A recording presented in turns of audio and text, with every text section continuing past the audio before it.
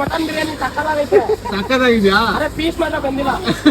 ಹೆಂಗೂ ಲೇಟ್ ಆಗಿತ್ತು ಅಂತ ಹೇಳ್ಬಿಟ್ಟು ಲೇಟ್ ನೈಟ್ ಬಿರಿಯಾನಿ ತಿನ್ನೋಣ ಅಂತ ನಾವು ಹೊರಟಿದ್ದೆ ಮೀನಾಕ್ಷಿ ಬಿರಿಯಾನಿಗೆ. ಇದು ಎಲ್ಲಾ ಕಡೆ ಹೈಪ್ ಮಾಡ್ತಾ ಇತ್ತು ಅಂತ ಹೇಳ್ಬಿಟ್ಟು ಟೇಸ್ಟ್ ಹೇಗಿದೆ ಅಂತ ನೋಡೋಣ ಅಂತ ಹೋಗಿದ್ವಿ. ನಾವು ರೀಚ್ ಆಗೋಷ್ಟ್ರಲ್ಲಿ 4 o'clock ಆಗಿತ್ತು. ನಾವು ಹೋದ್ಮೇಲೆ ಇನ್ನು ಪ್ರಿಪೇರ್ ಮಾಡ್ತಾ ಇತ್ತು, ಇನ್ನು ಲೇಟ್ ಆಗುತ್ತೆ ಅಂತ ಹೇಳಿದ್ರು. ಅಷ್ಟರಲ್ಲಿ ನನ್ನ ಮಗ ಫುಲ್ ಫ್ರಸ್ಟ್ರೇಟ್ ಆಗಿ ಹೋಗ್ಬಿಟ್ಟಿದ್ದ. ಆಲ್ಮೋಸ್ಟ್ 1.5 to 2 hours ವೇಟ್ ಮಾಡಿದ್ಮೇಲೆ ಓಪನ್ ಆಯ್ತು. ಬಸ್ ಸದ್ಯ ಹೆಂಗೋ ಸರ್ವ್ ಮಾಡಕ್ ಸ್ಟಾರ್ಟ್ ಮಾಡಿದ್ರು. ನಾವು ಬೇರೆ ಹೆವಿ ಹೊಟ್ಟೆ ಹಾಸ್ಕೊಂಡ್ಬಿಟ್ಟಿದ್ವಿ. ಬಿಸಿ ಬಿಸಿ ಮಟನ್ ಬಿರಿಯಾನಿ ಬಂದಿದ ತಕ್ಷಣ ಹೆವಿ ಬ್ಯಾಟಿಂಗ್ ಆಡೋಣ ಅನ್ಕೊಂಡು ಅಷ್ಟರಲ್ಲೇ ಟೇಸ್ಟ್ ಮಾಡಿದ್ರೆ ಮಾತ್ರ ಎಕ್ಸ್ಪೆಕ್ಟೇಷನ್ ಗಂತೂ 1% ಮೀಟ್ ಆಗಿಲ್ಲ. ಹಂಗೆ ನಮ್ ಹುಡುಗರ ರಿಯಾಕ್ಷನ್ ಸ್ವಲ್ಪ ಕೇಳ್ಬಿಡಿ.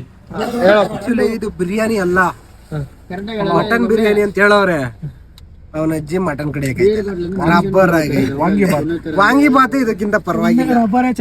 ಹೇಳಿದ್ರು ಅವನ ಅಜ್ಜಿ ನೋಡು, ಯಾರೇ ಆದ್ರೂ ಮೀನಾಕ್ಷಿ ಬಿರಿಯಾನಿ ಬರ್ಲೇಬೇಡ. ನಾವು ಒಬ್ರೇ ಹಿಂಗ್ ಹೇಳ್ತಿದೀವಂತಲ್ಲ, ಅಲ್ಲಿ ಬಂದೋರ್ ರಿಯಾಕ್ಷನ್ ಸ್ವಲ್ಪ ನೀವೇ ಕೇಳ್ಬಿಡಿ.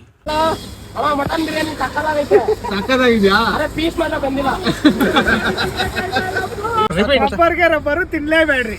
ನಮ್ ಗ್ಯಾಂಗ್ ಅವ್ರ ಎಲ್ಲಾರ ಮುಖದಲ್ಲೂ ಒಂದೇ ಎಕ್ಸ್ಪ್ರೆಷನ್ ಏನಂದ್ರೆ ಬಿರಿಯಾನಿ ಅಂತೂ ಸಕ್ಕತ್ತಾಗಿರ್ಲಿಲ್ಲ, ಅಂದ್ರೆ ವರ್ಸ್ಟ್ ಆಗೈತೆ.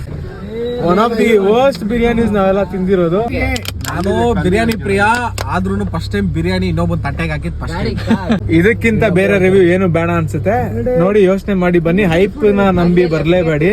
ಟೇಸ್ಟ್ ಯಾರು ಮಾಡಿದಾರೋ ಅವ್ರನ್ನ ಕರೆಕ್ಟ್ ಆಗಿ ಕೇಳ್ಕೊಂಡು ನಿಮ್ ಯಾರನ್ನು ಅವ್ರನ್ನ